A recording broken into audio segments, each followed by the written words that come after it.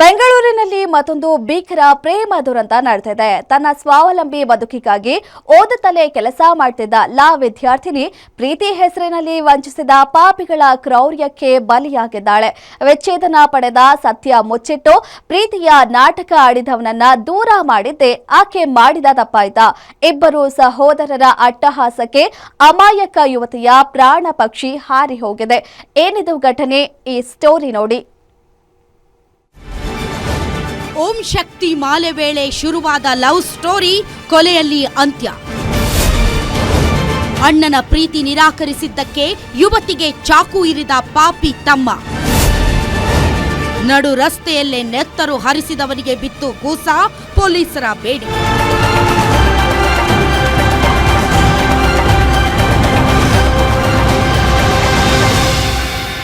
ಹೂಗುಚ್ಚ ಹಿಡಿದು ನಿಂತಿರುವ ಚೆಲುವೆ, ಸೀರೆಯಲ್ಲಿ ಮೀಚುತ್ತಿರುವ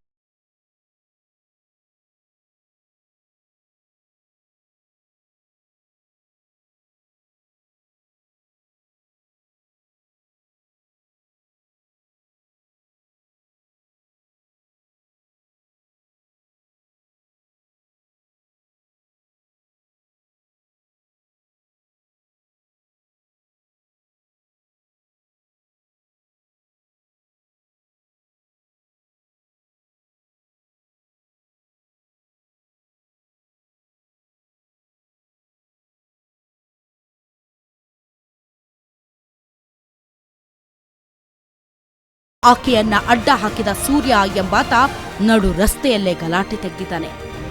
ನೋಡ್ತಿದ್ದಂತೆ ತನ್ನ ಬಳಿ ಇದ್ದಂತಹ ಚಾಕುವಿನಿಂದ ಅಮೃತಾಳ ಬೆನ್ನು, ಎದೆ ಹಾಗೂ ಪಕ್ಕೆಲುಬಿನ ಭಾಗಕ್ಕೆ ಮನ ಬಂದಂತೆ ಇರಿದಿದ್ದಾನೆ. ರಕ್ತದ ಮಡುವಿನಲ್ಲಿ ಬಿದ್ದ ಯುವತಿಯ ಕಿರುಚಾಟ ಕೇಳಿ ಓಡಿ ಬಂದ ಸಾರ್ವಜನಿಕರು ಹಂತಕ ಸೂರ್ಯನನ್ನ ಹಿಡಿದು ಧರ್ಮದೇಟು ನೀಡಿ ಪೊಲೀಸರಿಗೆ ಒಪ್ಪಿಸಿದ್ದಾರೆ. ತೀವ್ರ ರಕ್ತಸ್ರಾವದಿಂದ ಬಳಲುತ್ತಿದ್ದ ಅಮೃತಾಳನ್ನ ಖಾಸಗಿ ಆಸ್ಪತ್ರೆಗೆ ದಾಖಲಿಸಲಾಯಿತಾದರೂ ಜುಲೈ 15ರ ಸಂಜೆ ಚಿಕಿತ್ಸೆ ಫಲಕಾರಿಯಾಗದೆ ಆಕೆ ಕೊನೆ ಉಸಿರೆಳೆದಿದ್ದಾಳೆ.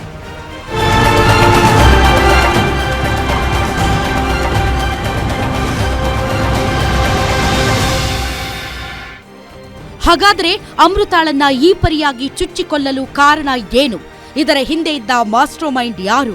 ಪೊಲೀಸ್ ತನಿಖೆಯಲ್ಲಿ ಕಣ್ಣೀರು ತರಿಸುವ ಸತ್ಯ ಹೊರಬಿದ್ದಿದೆ. ವಿಲ್ಸನ್ ಗಾರ್ಡನ್ ಮೂಲದ ಧನುಷ್ ಎಂಬಾತ ಓಂ ಶಕ್ತಿ ಮಾಲೆ ಹಾಕುವ ವೇಳೆ ಅಮೃತ ಕುಟುಂಬಕ್ಕೆ ಪರಿಚಯವಾಗಿದ್ದ. ಇದೇ ಪರಿಚಯ ಇಬ್ಬರ ನಡುವೆ ಪ್ರೀತಿಗೆ ತಿರುಗಿತ್ತು. ಆದರೆ ಇತ್ತೀಚೆಗೆ ಅಮೃತಾಗೆ ಧನುಷ್ನ ಅಸಲಿ ಮುಖ ಗೊತ್ತಾಗಿತ್ತು. ಧನುಷ್ಗೆ ಈಗಾಗಲೇ ಮದುವೆಯಾಗಿ ಒಂದು ಮಗುವಿತ್ತು ಮತ್ತು ಪತ್ನಿಯಿಂದ ವಿಚ್ಛೇದನ ಪಡೆದಿದ್ದ. ಈ ವಂಚನೆಯ ಸತ್ಯ ತಿಳಿದ ತಕ್ಷಣ ಅಮೃತ ಅವನಿಂದ ದೂರ ಸರಿದಿದ್ದಳು.